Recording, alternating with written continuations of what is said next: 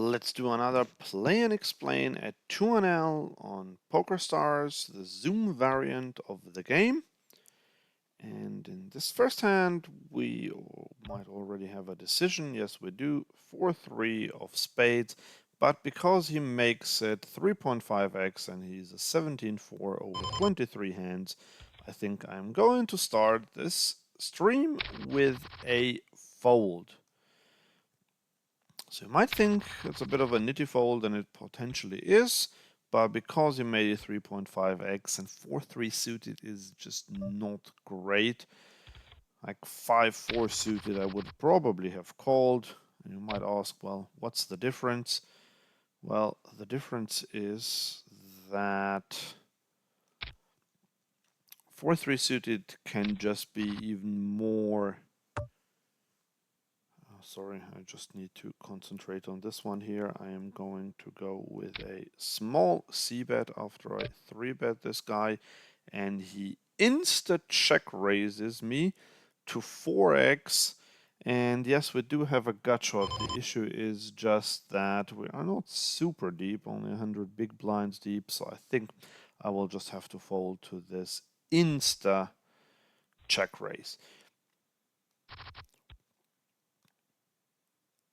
Yes, so 4-3 suited is just a bit worse than 5-4 suited. Not that it makes a massive difference, but in terms of counterfeiting and just in general of being overflushed and things like that, I don't like 4-3 suited that much. Could have called here with 9-8 off because there was a fish that called, but especially at this rake structure, that's not really a great hand to continue with. Not the same can be said against pocket aces. And we do have this raise on the button from a player I don't have any history with. I will, of course, 3-bet this one. And if we're lucky, he'll 4-bet us. He's definitely tanking. Well, he's just calling us. This is a flop that I will check quite a bit. So I will also c-bet it quite a bit, but I will definitely also check. And I think I'm going to check raise this one. Going to about 26. Because if he has anything from nines through kings, I think that we can get him to call. And at this point, I could either check or just go for a small bet. I'm going to check. And if he bets again, then I am going for the check jam, which is the case. So now it's actually an easy one. We bet 30, that's quite big. So I'm obviously losing to a 7 or pocket 8s, but look at this. He had Jack 8 offsuit on the button. So this is a pleasant surprise. Not that I expected to ever really be behind. Obviously, there could have been, if he has Jack 8 off, he might also have Jack 7 off, and then I would have been behind. But against his range, I am never behind, and that was just really poorly played by him. I mean, calling Jack 8 off to a 3-bet out of position. No, sorry, he was in position. He was in position. But still, calling Jack 8 off to a 3-bet and then just going that crazily, like betting that big on the turn, was just not a great play by him. Here we have the ace. I have to call. It's a multi-way pot, and this guy bet, but he is on the effective button, and he bets again. I just think, well, it's getting close now. I am going to call again because he's half potting it, but I do expect to not be good, and we actually have the same hand. So that is nice to see.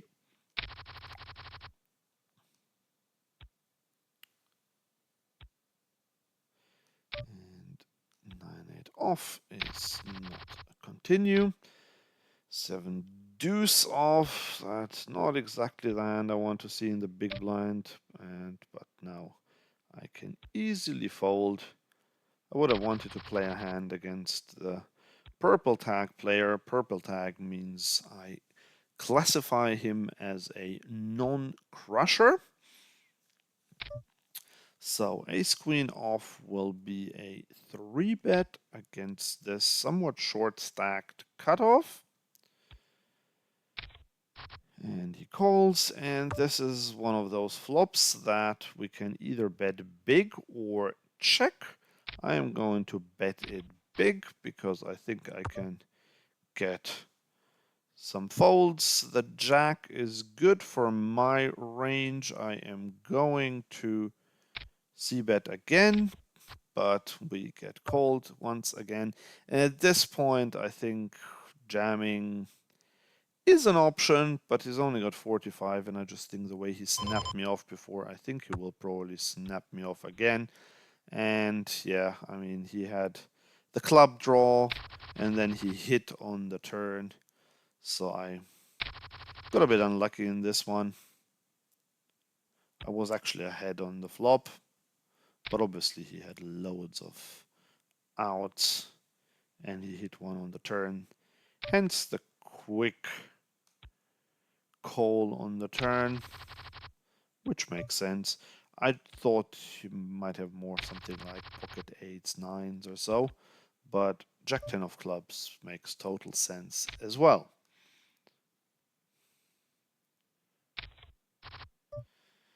Now we have 2 pair, and this is a board I would bet fairly frequently anyway,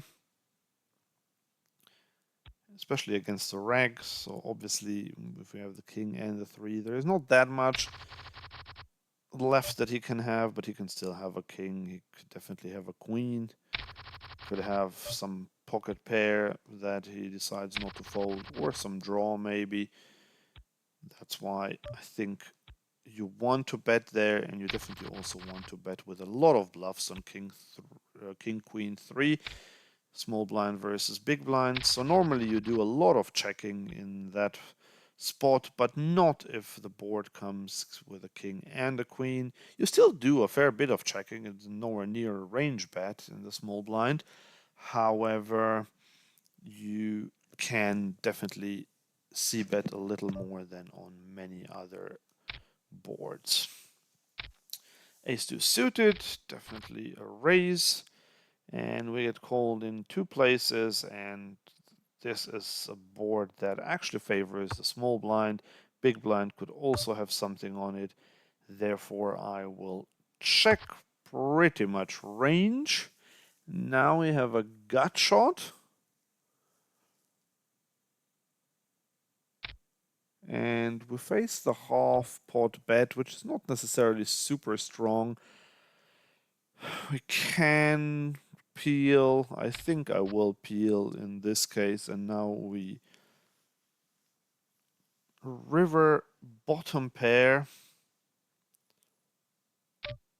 And he now goes with 2x and even a little bit more. So I will definitely fold. Might already have had a really good hand there.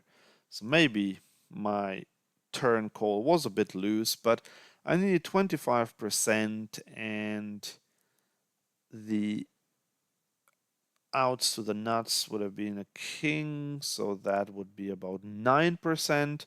And I think with the implied odds I could get a little more, plus maybe the ace was also an out, or 3 outs rather, and okay, I'm going to call for the min raise 10-9 offsuit in the big blind.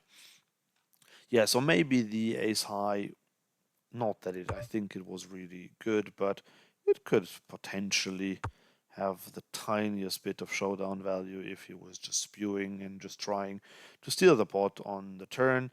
Obviously, we were multi-way. That makes it a bit less likely that he was just stealing with absolutely nothing, but he could still have had a draw there, so maybe a 9. And so I considered doing that.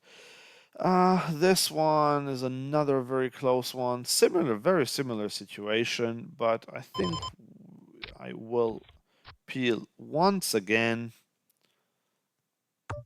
because he could have a flush draw, and I think now there is not much else to do than to check behind. And once again, we ran into it. Yeah, but maybe I should have just folded in both cases. It's just when these recreational players go with half pot bets, I just don't really think they are that strong usually. So I tend to see two types of things from recreational players. When they have strong hands, they will either want to get big money in the middle, or they're just slow playing everything to death. Like sometimes they check a set 3 times or something like that, and other times they bet really big. So when they bet half pot, that's usually either a bluff or some mergy hand, or sometimes like a weak top pair, which I guess can also go under the umbrella of merges.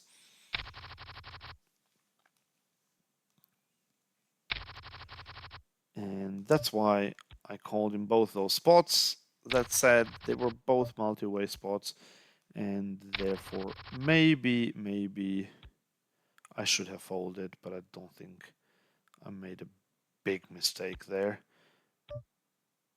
Is 4 off, definitely an open small blind versus big blind.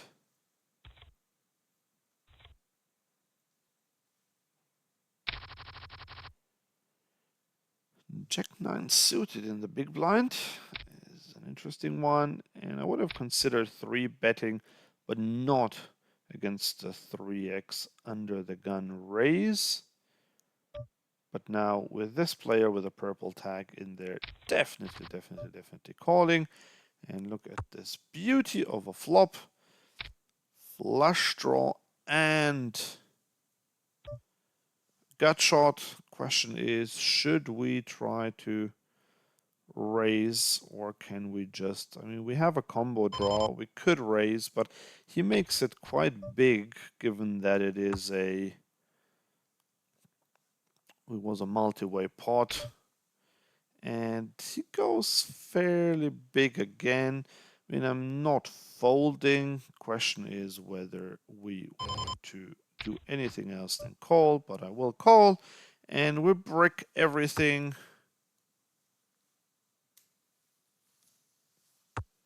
And he checks, and he had pocket queens. I mean, that was quite an overplay of pocket queens there. But I sensed that he had something strong, even though I wonder whether I could have gotten him off the pocket queens. But I kind of feel if he goes that bullishly with his bets on a king-high board with pocket queens, I kind of feel that he would have called me down. But I considered check raising on both streets. In the end, I went against it. And now my computer is being a bit slow and it's heating up, even though the action on the virtual felt does not necessarily suggest that. We ran really good in that one hand with the aces, but apart from that, it's not worked out very well for us so far. Raising a6 suited in the hijack and just getting folds all around.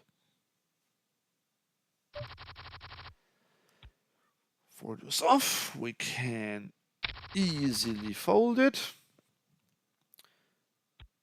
9-7 off, normally a fold in the small blind, but if everyone folds to me, I will raise it because this big blind seems super tight, but unfortunately the button seems to have realized that as well.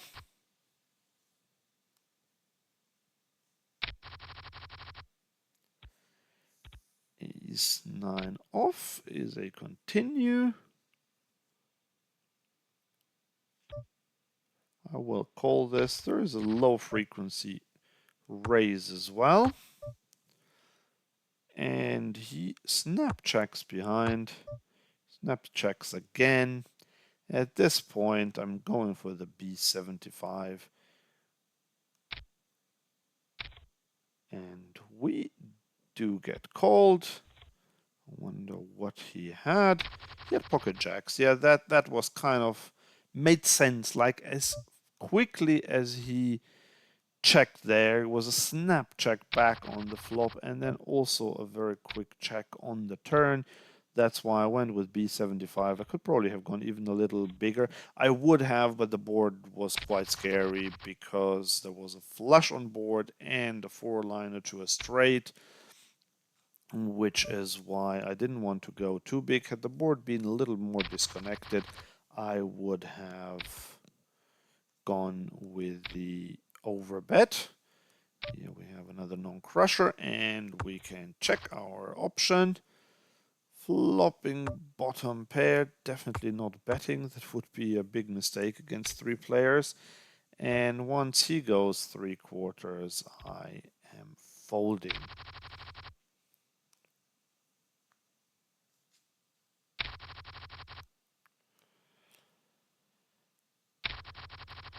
Some not so playable hands.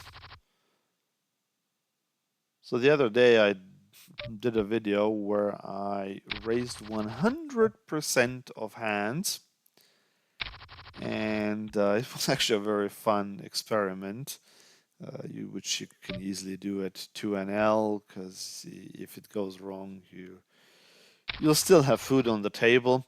And if you want to watch that video, I did it actually for my other channel, Live Poker Guide. So have a look at that one. It's a really fun video. And if you'd like me to do one on this channel as well, just leave it in the comments and I'll see what I can do. Because I definitely had fun doing it. But I did it for the other channel. Because here I'm trying to just do normal play and explains. But yeah, it definitely is quite an experience to raise every single hand. If you have like, if you're dealt queen 3 offsuit in the hijack and low jack opens and you have to 3-bet there. Ace jack suited, definitely 3-betting on the button. In GTO territory you can just call, but if you know that you're gonna flop trips, then you might as well go with a bigger, with a 3-bet. Now, this is a board that I either bet big or check, and with this exact hand, I wanted to bet. I size it down to half pot, but I still wanted to bet. And you might ask, well, why c-bet there if you have trips? Well, first of all, he can still have a jack, although it's very unlikely, but he could be slow playing an overpair even, but definitely having tens, nines, eights, sevens, sixes, ace, queen of hearts, or something like that. So I figured that there would be enough hands that could call. I'm not too worried about balance at this stake, but in general, that's also a consideration. If you want to be balanced against better players, you don't want to just c-bet bluffs and check monsters. But as I said, at 2NL, I don't care too much about this exact thing. I'm much more concerned about how to get most value with my good hands and how to get them to fold when I don't have much. This one, we do have bottom pair.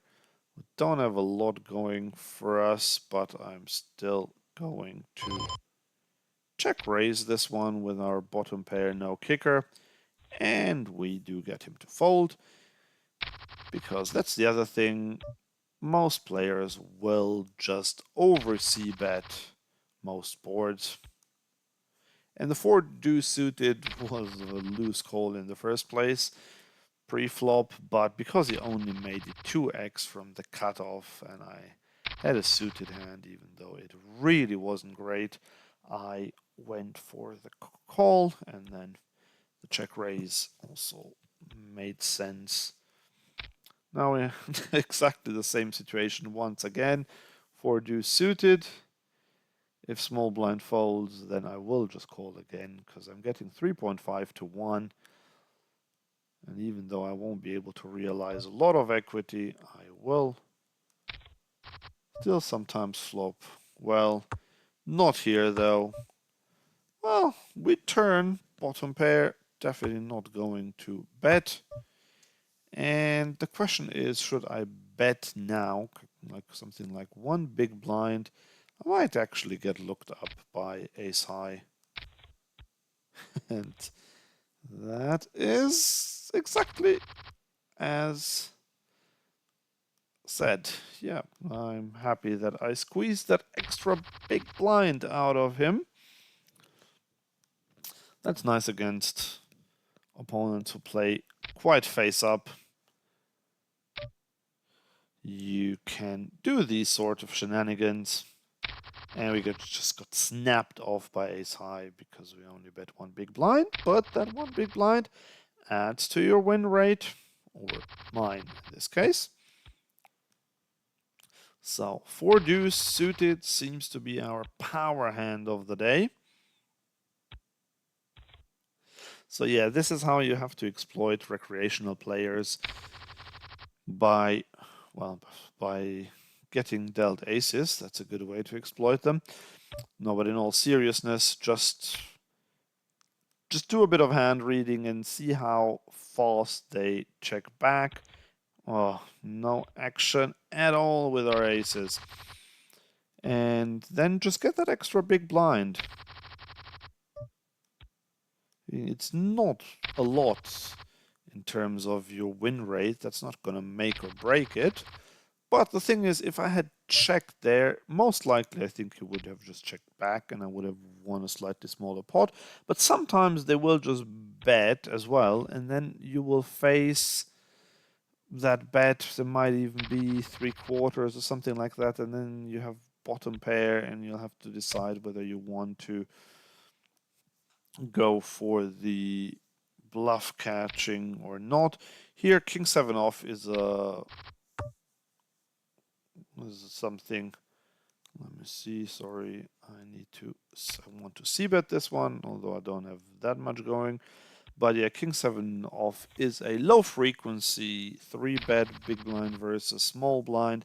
But because I think small blind will just call too wide in that spot and will not 4-bet enough at these stakes, that's why I went for it. And then, as you saw on that flop, that just really wasn't great for me. I had a backdoor straight draw and an overcard, but that was about it. And I c-betted big, and he just folded. So yeah, if you 3-bet in the big blind, pretty much against any position, but definitely against the late positions, and then you go for a c-bet, there is not really a small c-bet in sight at all. You basically always, if you c-bet, you always c-bet on the larger side, so 50% or maybe even up to 75%. Now we're getting cold called by the small blind. And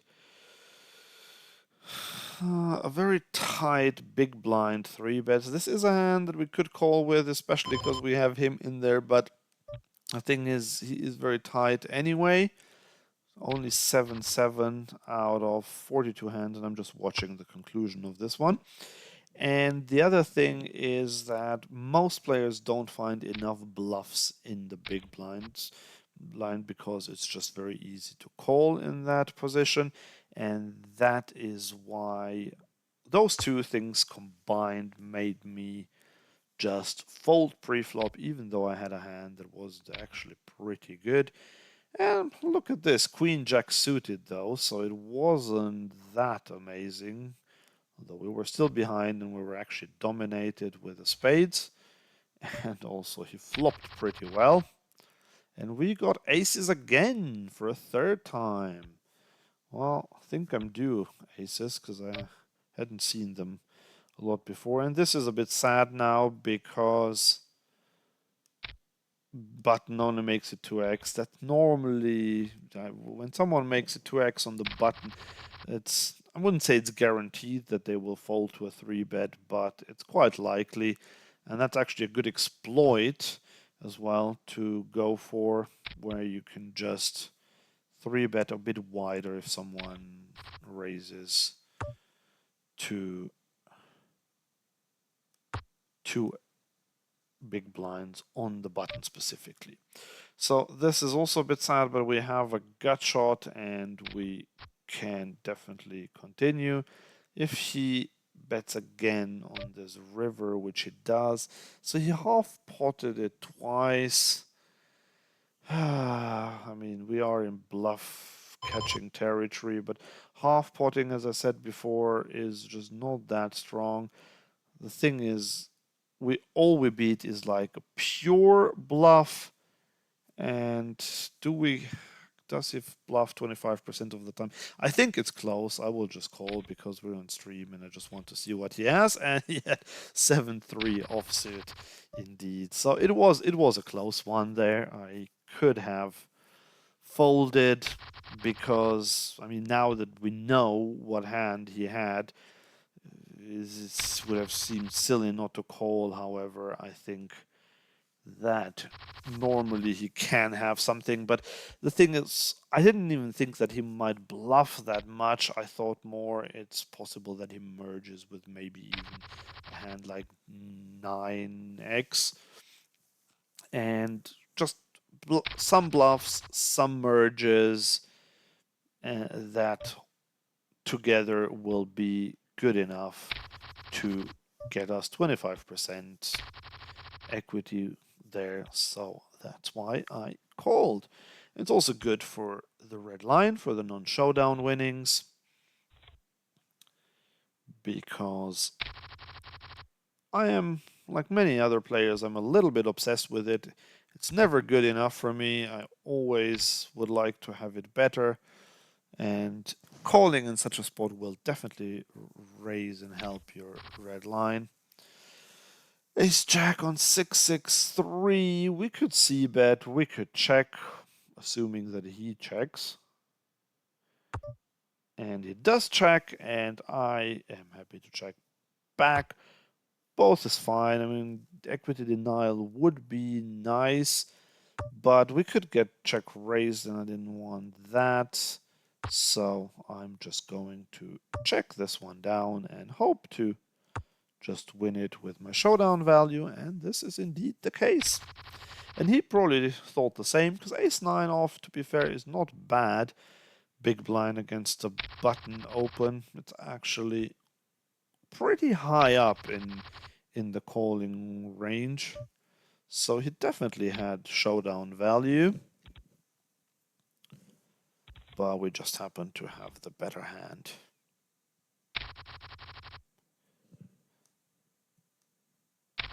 Could even potentially have squeezed out some value there on the river. I think he would have called.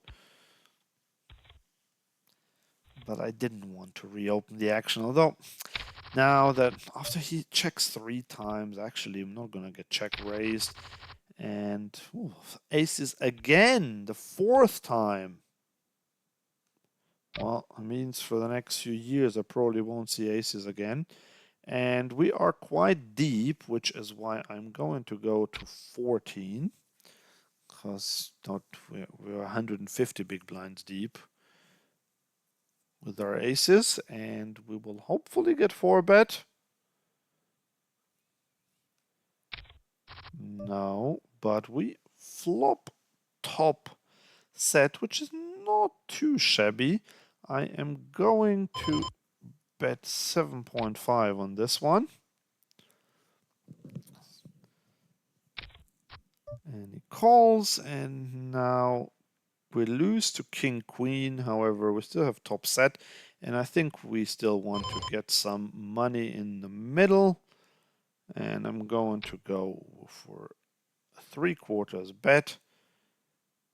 There's still plenty of ace X that can call us. He might be slow playing pocket jacks. He might have pocket tens. He might have a flush draw. He might have queen jack, king 10, queen 10. There's a lot of hands that can call us. And if he jams on us, which it does, is not great because we lose to king queen, but we have enough redraws for that, so definitely calling. And it does have the king queen. Look at this. It is incredible, but I mean, I'm never folding in this spot. Zeke, as I said, I mean, once he jams, I don't think that he has getting kings straight after the aces. Once he jams there, I don't think that he does that with ace queen necessarily. However, this is an interesting spot. We get 3-bet, and then there are 2 cold callers. So basically, this is a spot to actually just jam, I think. I'm just gonna jam. Because if someone has ace queen or so, if I get that to fold, that's not the end of the world. And yes, it's not great, but there were 21 big blinds in the middle, and I just got all of that. So I think jamming with kings is fine. Again, not that I'm concerned about balance, but I would have done the same with ace king. With kings, you can just go for a more normal sized 4-bet, but the problem is that the normal sized 4-bet would have been to something like 18 or so if there had been only one 3-better, but with the 2 cold callers in between there, that just wasn't great. And I was hoping that the guy who 3-bet in the hijack, he might have had this one as an exploitative raise against someone who folds too much. So I thought he might have queens or jacks and call me with that, or ace king, and therefore I jammed, but it wasn't to be. And yeah, back to the aces hand. So once he jams over my b75 there on the turn, he does not have ace queen normally, but at these stakes I wouldn't even be surprised if sometimes he shows up with a hand like ace queen or ace king. But ace jack for top 2 pair, ace 10 for 2 pair, pocket jacks, pocket tens, all of those would be possible, plus maybe some bluffs, some spew, whatever. So with all that, and then having top set, which means that even if he has king queen, I still have, what is it, 20% or so equity at that point. So yeah, I think that one was definitely just a cooler. He hit his gut shot on the turn, and you could say, well, maybe I should have made it bigger on the flop, but that would be very results oriented. And also, like, yes, if I know that he has that hand, but even then, like, maybe I would basically want to keep him in, because all he has is a gut shot chance. Ace 10 10. I think this would still, because it's, well, normally ace 10x would be a big board, a big bet board, but because of the double 10, I think it would have been a small would have been fine. And now we have the nut no pair, so checking, but he hit the 7 on the turn.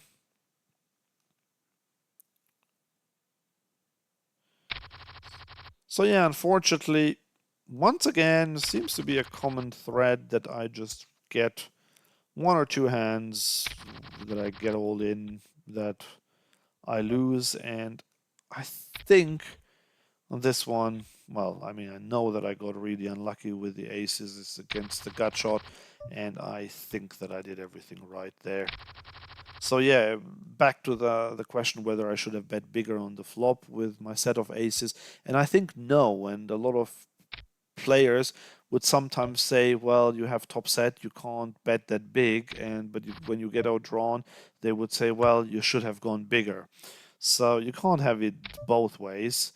And this guy now makes it pretty big, so then I think we have an easy fold against that big size. And also, I think the gut shot wouldn't have folded to the bigger bet anyway, so I just think there is no way I won't get stacked with top set on that board. So I think that is all fine.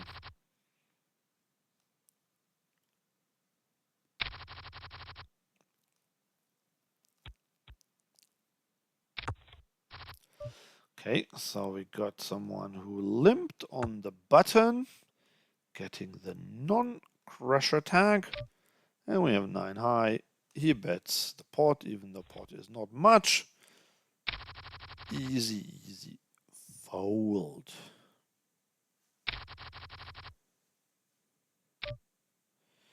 King Jack off against an early position raise, normally very borderline 3-betting hand, but I think I can get away with it.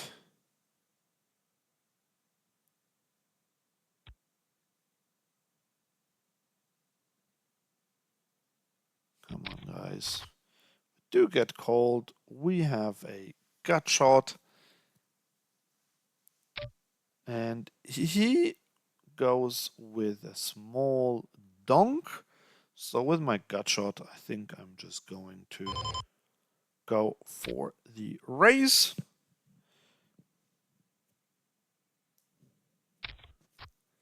And unfortunately, he calls. And I want to continue barreling, going half pot.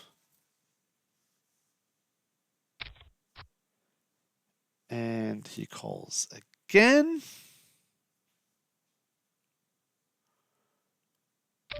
And now he jams. And this jam could either be a bluff with missed diamonds, but I don't think so. I think this is actually most likely value.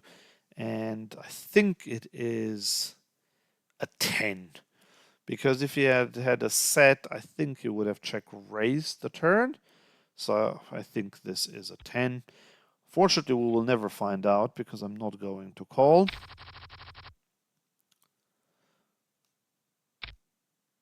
And I am going to attempt another 3-bet with ace-2 suited this time.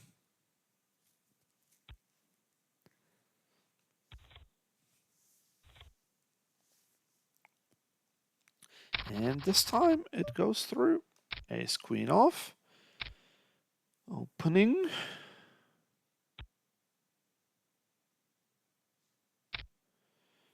Getting called in 2 places. We flop top pair. As monkey in the middle, I could bet, but normally I prefer to check, especially because I have the ace of diamonds. Now I am gonna go for a bit of value because I think I can get called by all sorts of hands. And I think now against 2 players it would be a little bit thin to go for value. And we do win it. What did the guy in position have? Well, he had 6 high and the other guy had 9. So I'm actually okay with that. Ace-10 off. I am going to squeeze because there's just a lot of dead money in there. well, I don't know how dead it is actually, but there is a lot of money in the pot, I wanted to say. And we do get it through.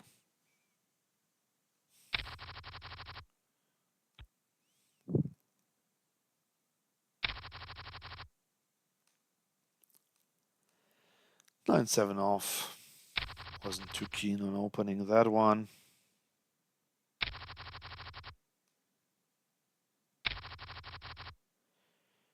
Jack 10 off will be an open against an unknown player. And if you flop a straight, that is not too bad. And now we can actually go for the overbet, although this line will yield a lot of folds, but with two flush draws out there and possibilities of him having two pairs or top pair, I thought that I might get called, but that's actually a good line, the small blind. If you see bet small on the flop, get called, and then just overbet the turn, that will yield a lot of folds. And now we have top pair, and this guy now goes pretty big, but I will definitely call. He could have a set if he goes that big. Now the flush comes in, which is not great, but this will tell us a little bit about his hand strength, I think. So I think now it's already very, very close, and I'm leaning towards a fold, although I have top pair. But once he goes big on the flop and then big on the turn, like the minimum I think for value that he has is ace jack, and I don't even think he would go with that. I think that's actually either a set or a flush, even though he is probably not the greatest player. But I still think that even though there could be a few merges in there, like a weaker jack or so, I just think once the flush comes in, that just becomes less likely. And simply because of that, I think it's best to just fold to the big bet. Let's try it again with king jack. This time we have the offsuit one though.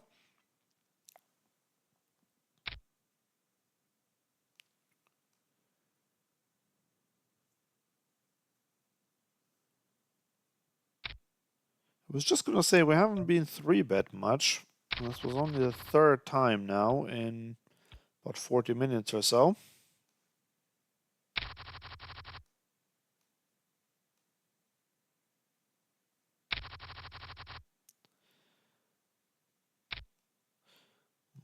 Got this guy limping, so we're going to make it 4 big blinds. We get snap called by the small blind. We get called by both, and this is not an amazing flop being monotone. I will check this one against 2 players, and we get an absolutely terrible turn. And I will check again, and the river at least is a blank. And we cannot go for value, and look at this. I mean, this guy just jams. I cannot call a jam with top pair on a 4 flush board. So, unfortunately, I would have called a small bet, and I was just going to say that I can't go for value myself. But once he jams there, that's pretty grim. Well, actually, it's an easy fold.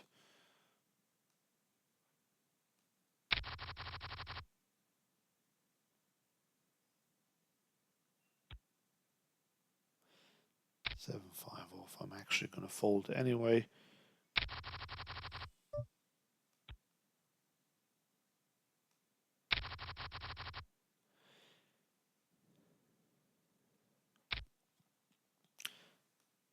So let's see how we did today. not very well, and unfortunately it was this one hand with the aces because we were doing quite well up to this point, and then we dropped off a clip when we lost 151 big blinds or so in that one hand, and then towards the end we also didn't really get lucky. This is the one hand where I had to fold. My non-showdown winnings then went into negative territory as well. Not unhappy with the session, but again, not really being kissed by the cards.